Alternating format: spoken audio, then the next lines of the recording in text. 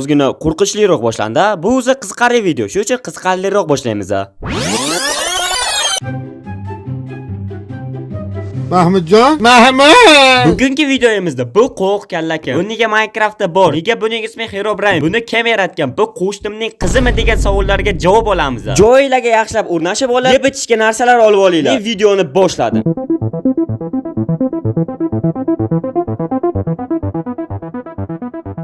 Yo, what's up nigger? Yo, stop. Mening asosiy kanalimdagi bitta videoyimda bir bola kommentda 10-marta aytishingiz, biz nigger emasmiz deb komment yozib qoldiribdi. Salomlashga ozgina o'zgartirish kiritmasak bo'lmaydi menimcha.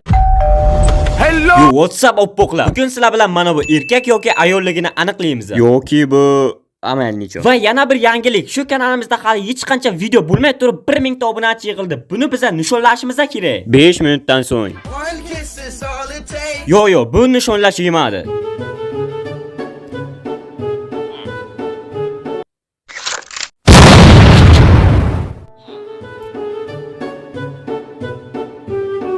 Qarochi, bir boshdan boshlasak. Bundan bir necha yil oldin Yo, adashib ketdim.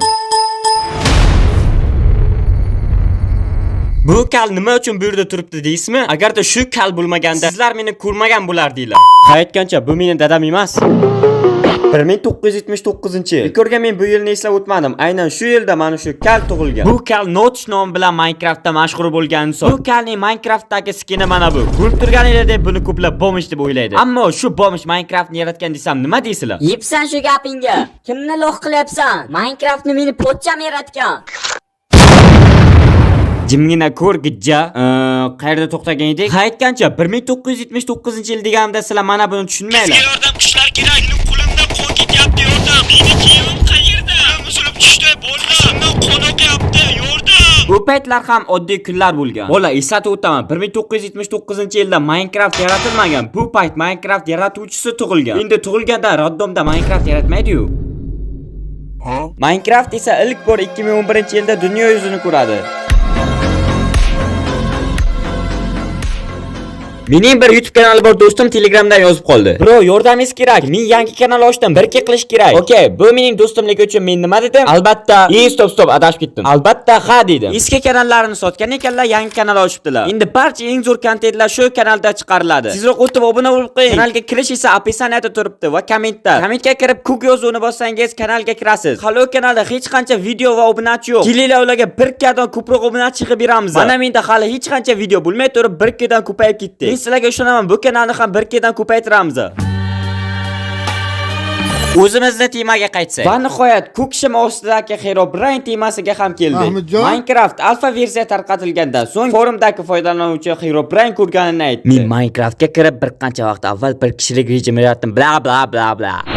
Qarochi tak cho'zmasdan tushuntiraman. Men boshda sizlarga Minecraft 2011-yilda dunyo yuzini ko'rdi dedim. Lekin alfa versiya undan oldinroq chiqqan. What? Hacker, axir Minecraft 2011-yilda chiqarilgan deding-ku deysizlarmi? O'sha payt noto'g'ri ma'lumot berganman. Hamma gapimga ishonaverasizlarmi? Birinchi qoida, hech qachon hech kimga ishonma.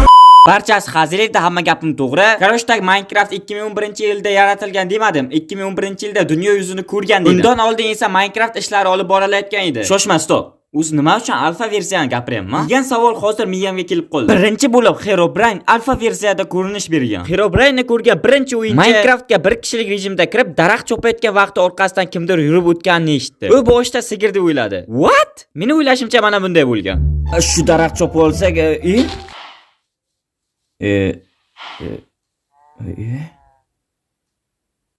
sigir bo'lsa kerak. Chopamiz. Herobrine'ni ko'rgan odamning gaplariga o'tamiz. Men sigirning terisini shilishga bordim. Lekin o'z sigir emas edi. Menga ko'kshimlik bir odam qarab turardi. Shundan keyin forumda foydalanuvchi, ya'ni Herobrine'ni birinchi bo'lib ko'rgan odam uning rasm va zapallarini internetga joyladi. Ya'ni mana shu rasm Herobrine eng birinchi bo'lib ko'ringan alfa versiyadagi rasmi bo'ladi. Va hech qancha vaqt o'tmay bu rasmlar mashhurlikka erishadi. Ma'lumotlar uchun Prizmaringga rahmat. Kanallar opisiyaniyada bo'lmaydi, o'tishinglar shart emas.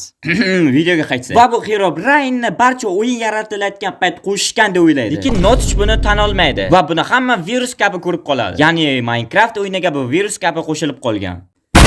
Aytgancha, shu videomizga 5000 ta like bo'lsa, men Minecraftdagi boshqa sirli narsani tahlil qilaman. Va yana bir ma'lumotlarga qaraganda, Notishning akasi ham, ukasi ham bo'lmagan. Xuddi hozir mening buvam yoshligida o'lib qolganday gap bo'lyapti. Bugungi videomiz shulardan iborat edi. Shu videomiz tufayli sizlarga ozgincha kayfiyat ulashmoqchi bo'ldim. Videoyimga like bosing, kanalimga obuna bo'lib qo'ying. Hammaga xayr, oppoqlar.